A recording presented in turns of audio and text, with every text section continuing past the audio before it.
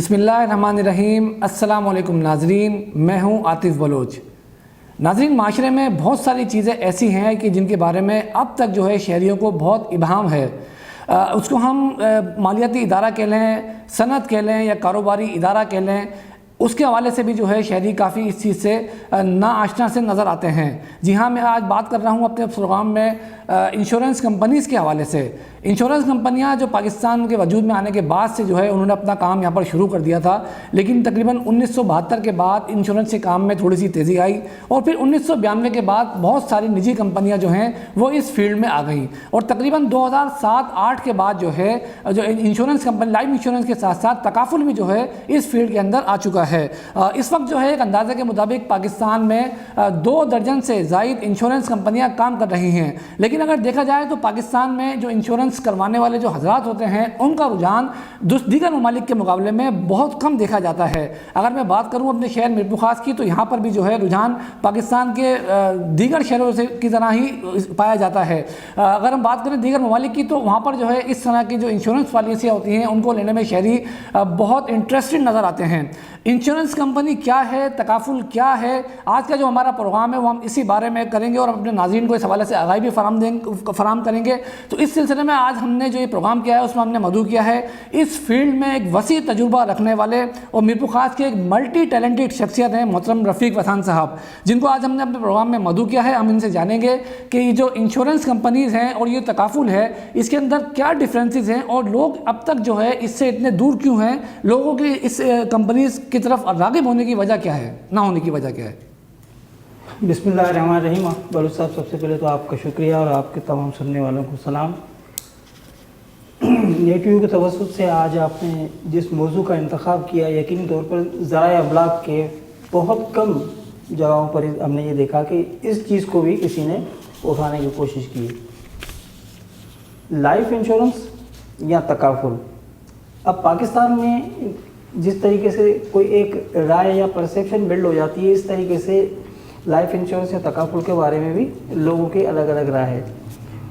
اب اس کے 2 پہلو ہیں، ہمیں ایک ایک کر کے دونوں پہلوؤں کا جائزہ لینا جائے گا۔ ایک تو یہ کہ آیا تحفظ لینا یعنی لائف انشورنس کروانا جائز ہے یا نہیں ہے جی۔ دوسرا پہلو اس کا یہ ہے کہ آیا جو ہماری اس میں انویسٹمنٹ ہو رہی ہے، سرمایہ کاری ہو رہی ہے، وہ جائز ہے یا ناجائز ہے۔ جی۔ تو ہم اگر بلوچ صاحب بات کریں تحفظ کی، تو ہم اگر اس کو شرعی اعتبار سے دیکھتے ہیں جی تو کہیں بھی تحفظ کے لیے یا آنے والے دنوں کے لیے سرمایہ کاری کرنے کے لیے کہیں بھی یہ ممانعت نہیں ہے کہ کوئی شخص آنے والے دنوں کے لیے اپنی بچت نہ کرے۔ جی۔ اچھا، لائف انشورنس ورڈ سے ایسا لگتا ہے لوگوں کو کہ شاید میری زندگی کو انشور کیا جا رہا ہے۔ لائف انشورنس میں تو ورڈ ہے وہ ایک، جبکہ لائف انشورنس کی بہت ساری قسمیں ہیں۔ اس کے بعد لائف انشورنس جو ہے وہ کہ ایک انسان جس کا جسمانی طور پر کسی قسم کا کوئی اعضاء ہے، خدا نہ خواستہ ہے، یا وہ خود فزیکلی فٹ نہیں ہے، تو وہ ایک انشورنس الگ ہے، جس کو ہم ٹرم انشورنس کہتے ہیں، ہیلتھ انشورنس کہتے ہیں، لائف انشورنس کہتے ہیں۔ جی۔ تو اس کے اندر بھی پھر اور بہت ساری قسمیں ہیں۔ تو لائف انشورنس کے بارے میں جو ایک پرسیپشن یہ کہ جی یہ تو توکل کرنا چاہیے اللہ پر، ہمیں کیوں کوئی بھی یہ نہیں چاہیے کہ میرا شوہر نہ رہے اور میرے گھر یہ پیسے جائے۔ جی۔ تو کبھی بھی انشور لائف کو نہیں کیا جا رہا ہوتا ہے۔ اچھا۔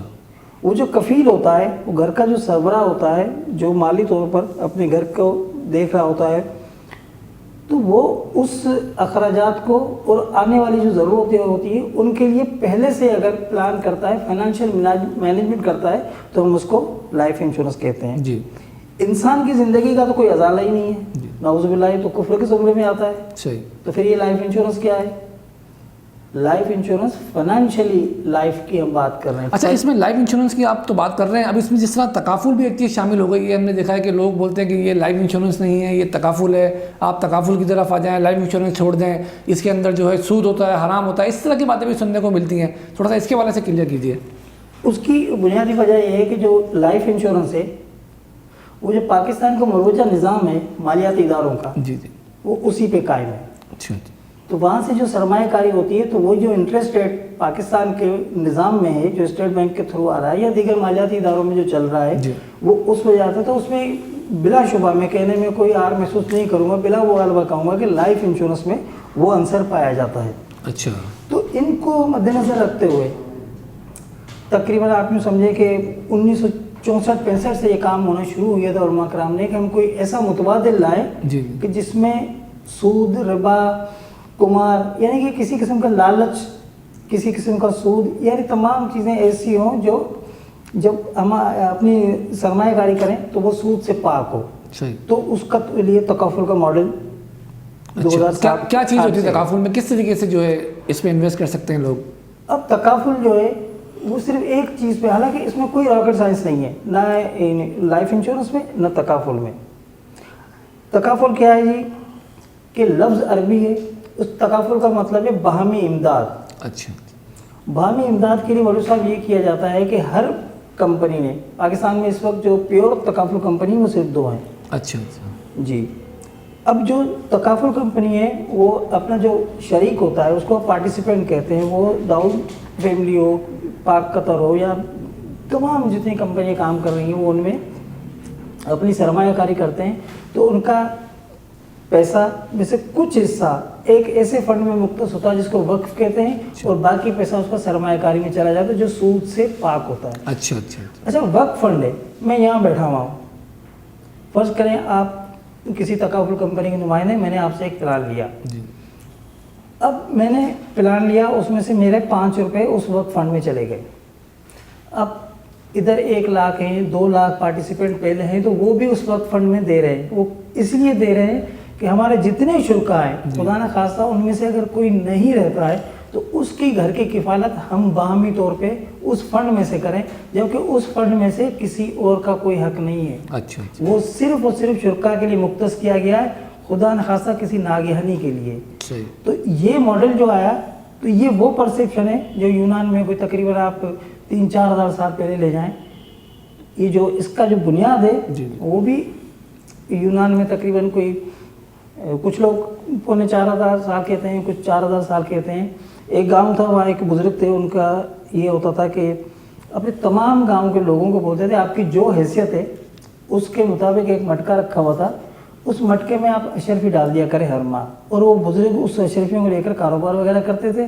پھر کسی کے گھر میں کوئی شادی بیاہ ہوتا تھا، اللہ نہ کرے کسی گھر میں غمی ہو جاتی تھی، تو وہ جو مٹکے میں اشرفیاں سب ڈال رہے تھے نا، تو وہ اس کا سارا حساب کتاب ہوتا تھا، تو اس کے گھر کی مالی ضروریات کو پورا کر رہے تھے، جس کو ویسٹ نے اڈاپٹ کیا اور اس کو تقریباً 1708 میں اس کو باقاعدہ لائف انشورنس بنا کر مارکیٹ میں اس کو ایک انڈسٹری بنا دیا گیا۔ اچھا، اگر آپ دیکھیں پاکستان میں تو نیئر اباؤٹ 9.8 9.3 اس وقت ریشو ہے، بہت کم ریشو ہے، بہت کم ریشو، پوری مارکیٹ خالی پڑی ہوئی ہے۔ اس کے پیچھے پرسیپشن ہے، خاص طور پر اگر ہم بات کریں ایشیا کی، ایشیا سے ہم اگر برصغیر میں آ جائیں تو برصغیر میں جو رائے ہے نا، اور کسی قسم کا کوئی رجحان جب آ جاتا ہے تو بولو صاحب وہ رجحان جو ہے وہ چلتے چلتے چلتے ایک عقیدے میں تبدیل ہو جاتا ہے۔ جیسے ایک چھوٹی سی بات کرتے ہیں برتھ ڈے، برتھ ڈے کے بارے میں بھی کبھی آپ مجھ سے پوچھیے گا کہ یہ برتھ ڈے خوشی کا موقع نہیں ہے، یہ ایک خوف کی علامت تھی جس کو ہم لوگ آج کل بڑی خوشیوں سے منا رہے ہیں۔ صحیح۔ تو اس طریقے سے وہ جو روایات بن رہی ہے نا، تو پرسیپشن جو ہوتی ہے نا وہ بڑی ایک خوف کی علامت ہوتی ہے۔ اس پرسیپشن کی بنیادی وجہ کیا ہے؟ ہم مطالعہ نہیں کرتے۔ صحیح، میں آپ کے پاس آیا، میں نے آپ کو بتایا یا آپ نے مجھے دیکھا، صحیح، جبکہ آپ کے پاس وہ چیزیں آئی کیونکہ آپ کا معاہدہ کمپنی سے ہو رہا ہے، آپ کا معاہدہ میرے سے نہیں ہو رہا۔ تو میری جو بات کی تھی ویسے تو نمائندے، تو آپ کے پاس جو ڈاکومنٹس آئے ہیں اس کو آپ کو اسٹڈی کرنا چاہیے۔ اچھا، یہ جو آپ تکافل کی بات کر رہے ہیں کہ یہ ایک باہمی اس سے ایک فنڈ ہوتا ہے، تو یہ یعنی کہ کس طریقے سے پھر مدد کی جاتی ہے؟ سپوز دیٹ اگر کوئی شہری آپ سے اس میں شامل ہوتا ہے تکافل میں، تو کیا اس کی ماہانہ مدد کی جاتی ہے، سالانہ مدد کی جاتی ہے، یا کچھ سالوں کے بعد اس کو اس کا پھل ملتا ہے؟ اس کے حوالے سے بھی تھوڑا کلیئر کریں۔ جی، یہ جو بنیادی سوال ہے نا وقف فنڈ کا، یہ بولو صاحب وقف فنڈ ہے۔ اب ہم جتنے بھی شرکاء ہیں نا اس فنڈ میں مختص اس لیے کر رہے ہیں کہ ہمارے جتنے بھی کمپنی میں شرکاء ہیں، کسی بھی کمپنی میں خدا نہ خواستہ وہ نہیں رہتے تو وقف فنڈ ایکٹیو ہو جاتا ہے, ادھر سے نکال کے اس کی گھر کی کفالت کے دیتے ہیں. آپ نے فرض کریں 1 لاکھ روپے سالانہ بچت کا ارادہ کیا جی, ٹھیک ہے جی. اب 1 لاکھ میں سے ہم نے ادھر آپ کے 2 روپے ڈال دیے, جبکہ دیگر جو افراد تھے انہوں نے بھی وقف فنڈ میں ڈال دیے. تو یہ وقف فنڈ صرف اس وقت کام آتا ہے جب ہمارے جو تمام تکافل کے شرکا ہیں ان میں سے اگر کوئی نہیں رہتا ہے تو وقف فنڈ میں سے اس کی مالی امداد کی جاتی ہے. اچھا, یعنی کہ اگر اس کو 5 سال تک اس کو دینا ہے, اس کو کوئی ریٹرن نہیں ہے, اگر 3 سال میں بھی اس کی اگر ڈیتھ ہو جاتی ہے ایک بات ہے, تو اس کو پھر اس وقف فنڈ سے آپ لوگ دیں گے؟ پلان گیا جی, اور کمپنیوں کے پاس جا کر وہ پلان اپروو ہوا جی, آفٹر ویری فرسٹ سیکنڈ اچھا, وہ اس وقف فنڈ سے. اچھا, یہ تو چلے وہ ہے کہ اگر وہ اس کی ڈیتھ ایک مثال کے طور پہ نہیں ہوتی ہے اور وہ الائیو ہوتا ہے اور وہ آفٹر 10 ایئرس آفٹر 15 ایئرس تک وہ الائیو ہے, تو وہ کب تک کتنے عرصے کے بعد پھر وہ اس میں سے جو ہے رقم استعمال کر سکے گا یا اس کے فائدہ میں آ سکے گی؟ جی جی, بیسیکلی اس کے 2 پرپز ہوتے ہیں, چاہے وہ لائف انشورنس ہو یا تکافل ہو. تکافل میں آپ نے ایک پلان لیا, 15 سال تک گئے یا 20 سال تک گئے, آپ نے اس کو چلایا, تو وقف فنڈ میں جو آپ کے پیسے کٹتے ہیں ہر شرکا کے کٹتے ہیں, اس میں اگر ہم دیکھیں کہ ایک بندہ الائیو تھا اور 15 سال ہو گئے اور اس کے وقف فنڈ میں جو کٹوتی ہوئی تھی اس میں اتنا ہمارے مورٹیلیٹیز نہیں ہوئی یا اتنے ہمیں مدد نہیں کرنی پڑی. اگر اس میں سرپلس ہے تو جو ہماری ڈیڈکشن ہوئی تھی نا وہ وقف فنڈ سے ریٹرن ہمارے انویسٹمنٹ سیکٹر میں آ جائے گی, جس کو PIA کہتے ہیں, یعنی پارٹیسپینٹ انویسٹمنٹ اکاؤنٹ. اچھا, پھر یہ یونٹ لنکنگ بیسڈ سسٹم ہے, صحیح, اس میں نفع و نقصان میں آپ برابر کے شریک ہیں. اچھا, اصل میں جو تکافل ہے خاص طور پر جب اس کو روایتی جو نظام تھا اس سے ہٹ کر بنایا گیا, پیورلی اسلامک بنایا گیا, اس کے پیچھے جو بنیادی وجہ ہے وہ یہ نہیں ہے کہ تکافل میں آپ اگر انویسٹمنٹ کر رہے ہیں تو آپ 20 سال کے بعد کوئی کروڑ پتی ہو جائیں گے, ارب پتی ہو جائیں گے. اس کا بنیادی جو پہلو ہے وہ یہ ہے کہ کم سے کم آنے والی جو نسل ہے وہ کسی کی محتاج نہ ہو اور مزید غریب ہونے سے تو بچ جائے. صحیح, ایک شخص فرض کرے 1 لاکھ روپے دے رہا ہے اور 20 سال میں اس نے 20 لاکھ روپے دے دیے, ٹھیک ہے جی. اب 20 لاکھ ہو گئے تو اس کو ہم میچورٹی کہتے ہیں جی, اس میچورٹی ہو گئی. اب میچورٹی میں اس بندے کو 40 لاکھ ملے یا 50 لاکھ ملے یا 60 لاکھ. چلیں فسان صاحب, اس پہ ہم مزید گفتگو کریں گے. اس وقت پروگرام میں ایک وقت ہو جاتا ہے بریک کا. ناظرین ایک چھوٹا سا بریک لیں گے اور بریک کے بعد واپس آئیں گے اور اپنے سلسلے کو جاری رکھیں گے.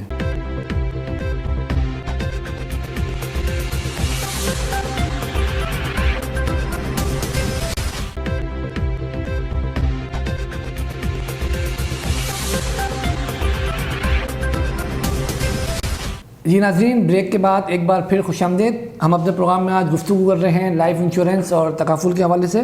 ہمارے مہمان رفیق وسان صاحب ہمارے درمیان موجود ہیں جو کہ اس پر بڑی سحر انگیز گفتگو فرما رہے ہیں.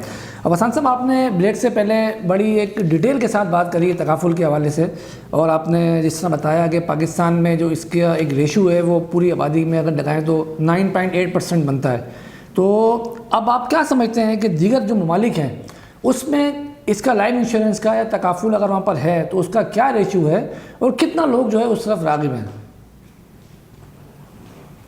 بولے صاحب, بنیادی وجہ ہے اویئرنیس کی. جب آپ معاشرے میں کسی بھی قسم کی کوئی اویئرنیس دینا چاہو اور ہم ابھی تک اویئرنیس دینے میں کامیاب نہیں ہو سکے تو اس میں بنیادی طور پر کس کا قصور ہے؟ کمپنی کا ہے, نمائندے کا ہے, یا اس معاشرے کا ہے جس معاشرے میں ہم دینے جا رہے ہیں. اگر آپ دیکھ لیں بنگلہ دیش کو دیکھ لیں, آپ سری لنکا کو دیکھ لیں, آپ ہمارے برادر اسلامی ممالک دیکھ لیں آپ, کہ وہاں پر یہ ہے کہ اگر مسجد کا امام بھی ہے تو اس کا انشور ہونا لازمی ہے. اچھا جی, آپ کوئی بھی بیرون ملک سفر کرنے جائیں اس سے پہلے آپ کو انشورنس لینا پڑتا ہے. یعنی کہ میں نے 2 جو باتیں کی تھی نا کہ ہمارے پاس 2 وجوہات زیادہ آتی ہیں. ایک یہ کہ یہ کرنا ہی حرام ہے, دوسرا یہ کہ جس کی انویسٹمنٹ ہے وہ سودی ہے. جی, روایتی تو ہے نا, کنونشنل تو ہے لائف انشورنس, جی, لیکن جب اس کا الٹرنیٹ بھی آ گیا, صحیح, تکافل کی مد میں آپ کو الٹرنیٹ مل گیا ہے, صحیح. اب وہ الٹرنیٹ میں آپ 2 کام کر رہے ہو. ایک تو معاشرے میں خدا نہ خواستہ کوئی کفیل نہیں رہتا تو اس وقت فنڈ سے اس کے گھر جو مدد جا رہی ہے اس میں بھی آپ شریک ہو رہے ہو. تو 80% ہمارے پاس جو ज़्यादा मजहबी रुझान रखने वाले लोग हैं वो इस नुक्ता नज़र से ज़्यादा लेते हैं कि मैं वक्फ फंड को और स्ट्रांग करूं ताकि अच्छा मैं आपकी इसी बात को काटते हुए इसी बात को मैं जो है कंटिन्यू करूँगा जो आपने कहा कि मजहबी लोग। आपने देखा है कि पाकिस्तान में बहुत सारी कंपनीज ऐसी हैं कि जिसमें मुल्क की नामवर मजहबी शख्सियात भी उसका हिस्सा बन चुकी हैं, और ये भी देखा गया है कि उनके नाम से इस हवाले से फतवे भी हैं कि वो लोगों को कहते हैं कि ये चीज़ सही है, आप इस तरफ आएँ, आप ये प्लान लें, तकाफुल करें। और पाकिस्तान में यानी कि देखा जाए तो मजहबी जो शख्सियात होती हैं उनकी फॉलोअरशिप भी बहुत ज़्यादा होती है, लोग बड़ा उनको फॉलो कर रहे होते हैं। तो उसके बावजूद भी जो है 9.8%, तो ये एक सवालिया निशान नहीं है ऐसे इस मौजूदा सूरत हाल में कि जहाँ बिल्कुल ऐसी सूरत हाल है कि लोगों को बहुत इतनी माशी परेशानी है, सब कुछ है, लोग अपना किस तरीके से फिर अपने आगे की प्लानिंग कर रहे होंगे?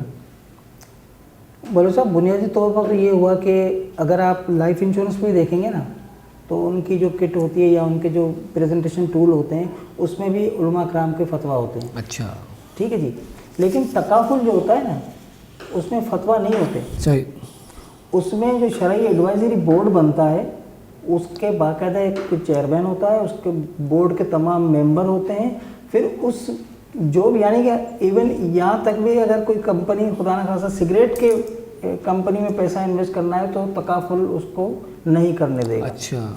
तो उलमा कराम जो हैं पाकिस्तान के मुफ्ती आज़म, बड़े नामवर उलमा कराम, इन कंपनियों से मुंसलिक हैं, वैसे चेयरमैन काम कर रहे हैं, इनके फतवा नहीं है। अच्छा अच्छा अच्छा।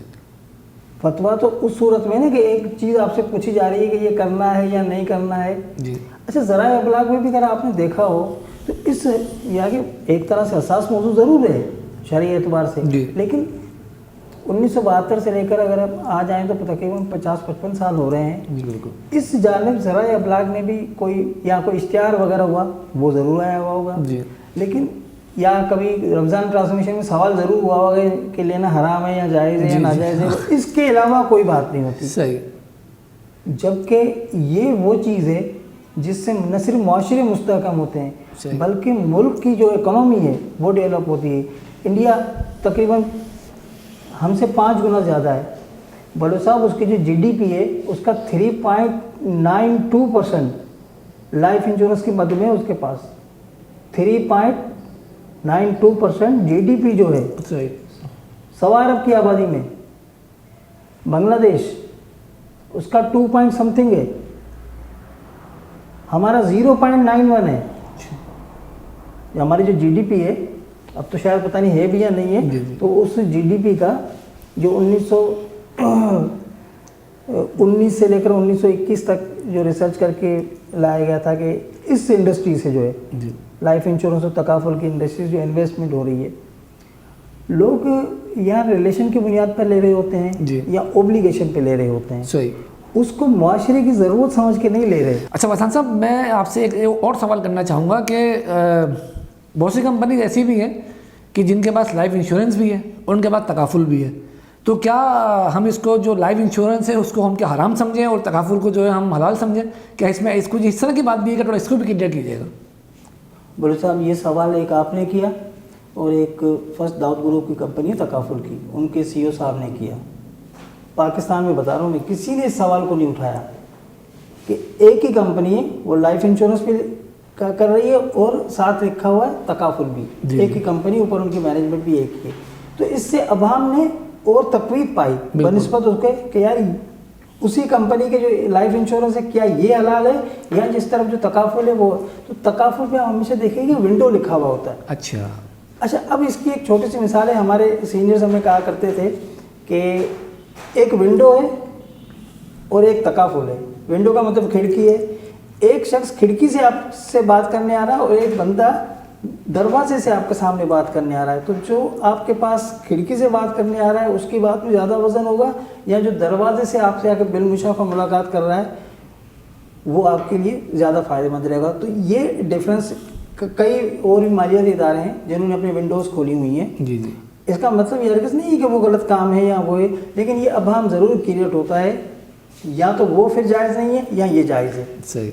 तो फिर हमारा जो परसेप्शन है ना, फिर दोबारा वहीं आ जाता है कि यार ये समझ में नहीं आ रहा क्योंकि जैसे ही तकाफुल आया है ना तो उसने काफ़ी बिजनेस कैप्चर किया था। अच्छा तो उन लाइफ इंश्योरेंस कंपनी ने फिर तकाफुल की विंडो खोल के अलग ब्रांच से सेटअप खोल दिए गए। अच्छा उधर भी वर्क फंड ही है, सब कुछ वही है, सही। ऐसा नहीं है। सही। लेकिन ये है कि इसमें अभाम को जो है तकवीज़ ज़रूर मिली है, जो माशरे के लिए मेरे ख्याल में बेहतर नहीं है। इसका मैंने आपको बताया है कि एक फोरम पे ये बात उठाई गई है एक कंपनी की जानिब। ठीक। अच्छा, आप क्या समझते हैं कि ये जो चीज़ है लाइफ इंश्योरेंस के लें, तकाफुल के लें, ये माशरे के लिए कितनी ज़रूरी समझते हैं आप इस मौजूदा हालात के मुताबिक कि जिस तरह पाकिस्तान में इस वक्त हालात चल रहे हैं, महंगाई का बिल्कुल एक तूफ़ान है, एक आम शख्स बहुत परेशान है, तो उसको समझ नहीं आ रहा है कि वो किस तरीके से सर्वाइव करे, किस तरीके से अपने घर का गुजारा करे, और जाहिर बात है उसके बच्चे भी होंगे, फिर उसको अपने बच्चों की शादियाँ भी करनी होंगी। तो आप कितना ज़रूरी समझते हैं इस चीज़ को कि शहरी इस तरफ आएँ और इस चीज़ को लें, या अगर लें तो क्या फ़ायदा उनको मिल सकता है? बड़े साहब, एक शख्स है, उसकी एक दुकान है और 4 उसके बच्चे हैं, वो काम कर रहा है, घर का वही कफील है ना, उसकी तिजारत है वो जी। खुदा न खास्ता वो नहीं रहता तो वो अभी बच्चे छोटे हैं, वो जो कारोबार कर रहा था वो घर का कफील कर रहा था, वो डिस्टर्ब होता है जी। ठीक है जी। उसके बाद वो जो 4 बच्चे आए, 4 साल का, एक 8 साल का, एक 10 साल का है, जब ये अपने 18, 19, 20 के होंगे, इसी दुकान में से बंटवारा करने के बजाय अगर मैं कोई ऐसा सोशल उनको स्टेटस दूं जिसमें फाइनेंशियली वो अपना एजुकेशन लेना चाहें तो एजुकेशन करें, वरना इस दुकान के बदले ये दुकान मेरे पास ही रहे, इन बच्चों के लिए मैं कोई दूसरी दुकान का भी इंतज़ाम कर लूँ, तो वो आप छोटी छोटी बचत कर सकते हैं। आप 11 महीने जो है ना अपने पूरे ख़ानदान को दें, 1 महीना ख़ानदान के मुस्तकबिल को दें। आप उसमें 2 चीज़ें आ जाएंगी। खुदा न खास्ता, देखिए हम मुसलमान हैं, हमारा ईमान है, मैं बात कर रहा हूँ, हो सकता है मैं बात मुकम्मल नहीं कर पाऊँ, नहीं रहूँ, तो वो मेरे जो 1 महीना है वो मेरे घर की किफ़ालत के लिए काम आ रहा है। उसके बाद मैं 15 साल 20 साल उस प्लान को चला रहा हूँ। यहाँ कोई ख़ास को तकाफुल में तो कोई बाउंड तो नहीं हो ना आप कि आप 20 में से पैसे निकालने में कोई आपको इंटरेस्ट लग रहा है या कुछ भी नहीं, आप शरीक हो कंपनी के, और कंपनी अपनी जो काम कर रही है वकाला की फ़ीस ले रही है आपसे।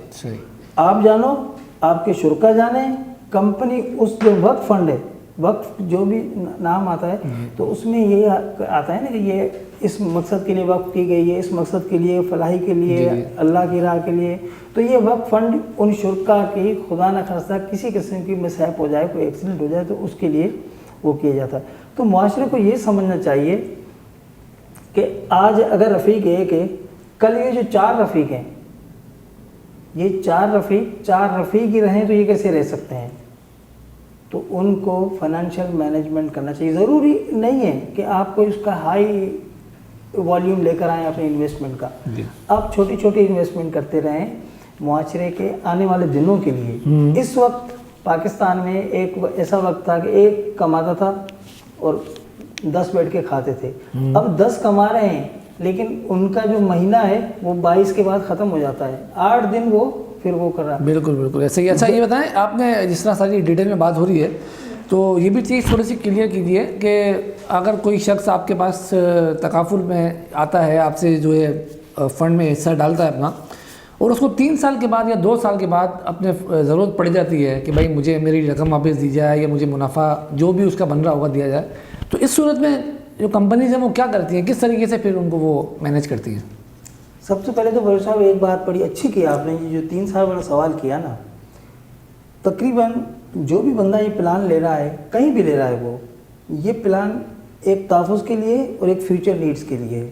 तो 3, 4 या 5 साल के लिए अगर कोई ये काम करना चाहता है तो वैसे तो जो हमने ये काम सीखा है, कुछ अर्सा लगाया है, तो ये 3-4 साल के लिए नहीं है। अच्छा। इससे बेहतर है आप ना करें। अच्छा, क्लियर कट आप कहेंगे कि लोगों को तो कि 3-4 साल के लिए डालें? ना, अब 3-4 साल में मेरी उम्र 40 साल है, 3 साल के बाद मैं रिटायर तो नहीं हो जाऊँगा। अगर मेरी बच्ची 3 साल की है तो 6 साल के बाद 3 साल के बाद वो 6 साल की हो जाएगी, उसकी शादी तो नहीं होगी। सही। तो मैं जब आपका पहले फ्यूचर नीड्स और करंट नीड क्या है, इस वक्त आपके एक्सपेंसेस क्या है, मैं उनको तहफ़्फ़ुज़ देने के लिए आपसे बात कर रहा हूँ। और फ्यूचर नीड, आपके 2 बेटे हैं 2 बेटियाँ हैं, उनकी शादियाँ होंगी, ठीक है। उस वक्त ऐसा ना हो आप वो बाप बने कि जब घर जाएं बच्ची बड़ी हो तो आप खुश हों کہ میں نے انتظام کیا ہوا ہے. ایک وہ باپ ہے جو بچی کو بڑی دیکھ کر پریشان ہوتا ہے کہ اب تو یہ ماشاءاللہ میرے کندھے کو لگ گئی, اب اس کے لیے میں کیا کروں.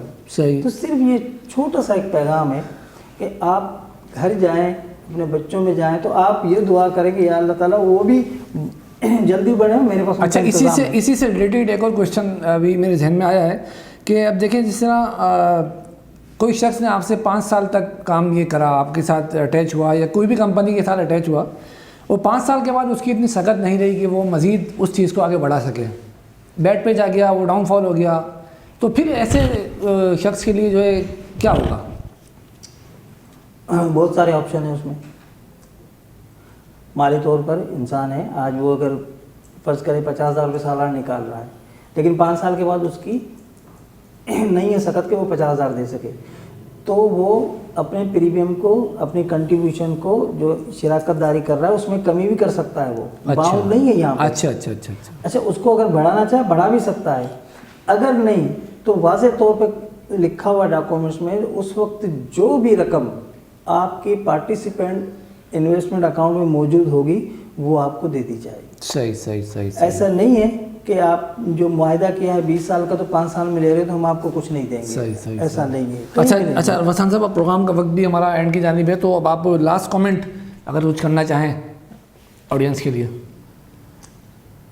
بلو صاحب یہ ہے کہ اس چیز کو نا سوچنے سمجھنے کی اور پڑھ کر مطالعہ کر کے لینے کی ضرورت ہے. بنسبت آپ ایک ہوتا ہے نا کہ رف ٹف جب آپ کے پاس ڈاکومنٹس آتے ہیں تو ان ڈاکومنٹس کی آپ اسٹڈی کریں. صحیح. ٹھیک ہے, جس کمپنی سے آپ لے رہے ہیں اس کمپنی کو آپ ریڈ آؤٹ کریں, کیونکہ کبھی بھی یہ دیکھیں کہ جو نمائندہ ہوتا ہے وہ کسی بھی قسم کا ذمہ دار نہیں ہوتا, ذمہ دار کمپنی ہوتی ہے. تو جو کمپنی دے رہی ہوتی ہے نا اس کی طرف لوگوں کی توجہ نہیں ہوتی, یعنی کہ وہ فائل جو ہوتی ہے نا وہ آپ کا ایسیٹ ہے. صحیح. اس میں یہ بھی ہے کہ فرض کریں میں نے کوئی پلان آپ کو دیا اور اس پلان میں میں نے جو بات کی تھی اور وہ ڈاکومنٹس جب آپ کے پاس آئے تو وہ چیزیں نہیں تھی. اچھا. تو آپ ودن 14 ڈیز مجھے فائل واپس دے کر, کمپنی نے اس میں واضح طور پہ لکھا ہوا ہے کہ آپ نے جو دی ہوئی رقم ہے نا 100% واپس لے سکتے کیونکہ آپ کے ساتھ مس کمٹمنٹ ہو گئی. جو چیز کی گئی تھی وہ میرے فائل میں مینشن نہیں ہے. میں صرف یہ گزارش کروں گا کہ جو اپنی فائل ہے اس کو ضرور پڑھیں, اس کو ضرور پڑھیں. اور سارے جو ابہام پیدا ہو رہے ہیں نا وہ اس لیے ہو رہے ہیں کہ 3 سال 4 سال کے بعد لوگ کہتے ہیں کہ یہ اس کے ہمارے ساتھ یہ کر دیا, ہمیں یہ بولا تھا, ہمیں یہ بولا تھا. اس کی وجہ یہ ہے کہ ہم مطالعہ کم اور جو وربری گفتگو نہیں, وہ بات یہ ہے نا کہ وہ جو ساری ڈاکومنٹیشن ہوتی ہے میرے خیال سے تو وہ سب انگلش کے اندر ہی ہوتی ہے اور بہت چھوٹا چھوٹا انگلش میں لکھا ہوا ہوتا ہے, تو لوگ اس کو سارا پڑھ بھی نہیں پاتے ہوں گے کیونکہ ہمارے پاس لٹریسی ریشیو جو ہے اس کی آپ کو خود بھی پتہ ہے کہ لوگ جو ہے اپنے نمائندے پر ہی چل رہے ہوتے ہیں. خیر, آپ کی اچھی بات ہے کہ جو بھی پلان ناظرین اگر آپ لینا چاہتے ہیں تو جی معذرت سے میں آپ کی بات کاٹ رہا ہوں. لٹریسی ریشو واقعی میں 40% سے بھی کم ہے اپنا, کوئی اس وقت اب لگائیں. لیکن اس میں یہ ہے کہ تمام کمپنیاں اردو اور انگلش میں جب آپ کو ڈاکومنٹس دے رہے ہوتے ہیں نا دستخط کے لیے, تو اس میں وہ تمام مواد اردو میں بھی لکھا ہوا ہے اور انگلش میں بھی لکھا ہوا ہے. یہ تو بہت اچھی بات ہے, میری نالج میں تھا کہ خیر انگلش میں یہ چیز ہوتی ہے. چلیں جی, رفیق صاحب آپ کا بہت بہت شکریہ جناب, بہت شکریہ. ناظرین, آپ نے ہمارے اس پروگرام میں آج لائف انشورنس اور تکافل کے حوالے سے گفتگو سنی. ہمارے جو مہمان تھے رفیق وسان صاحب, جن کا ایک وسیع تجربہ اس فیلڈ کے اندر تھا, انہوں نے آپ سے ڈیٹیل میں جو ہے تمام اس حوالے سے آپ کو بتایا ہے, اور یہ بھی بتایا ہے کہ پاکستان میں کتنے فیصد افراد جو ہے اس وہ انشورڈ ہیں اور کتنے فیصد اب تک انشورڈ نہیں ہے, اور دیگر ممالک کی کیا صورتحال ہے, اور پاکستان کے اندر کتنی جو مذہبی شخصیات ہیں وہ اس سے منسلک ہیں. تو ناظرین, اگر ہماری آپ سے یہی وہ ہوگی اس پروگرام کے ذریعے کہ اگر آپ کے پاس اس طریقے کا کچھ ایسا پلان بنتا ہے اور آپ اس چیز کو اپنے مستقبل کو سیکیور کرنے کے لیے اگر چاہتے ہیں تو آپ ضرور جو ہے, ہم کسی کمپنی کا وہ نہیں کریں گے, اگر آپ کو بہتر لگتا ہے تو آپ اس چیز کو جو ہے فالو کر سکتے ہیں اور کسی بھی تکافل میں اپنا حصہ ڈال سکتے ہیں. تو ناظرین, آپ کو ہمارا آج کا یہ پروگرام کیسا لگا, آپ ہمیں ہمارے نیٹ ویو کے یوٹیوب چینل اور ہمارے فیس بک پر نیٹ ویو کے پیج پر اپنی آراء سے ضرور ہمیں بتائیے گا. اگلے پروگرام تک مجھے اور میری ٹیم کو اجازت دیجیے. اللہ حافظ.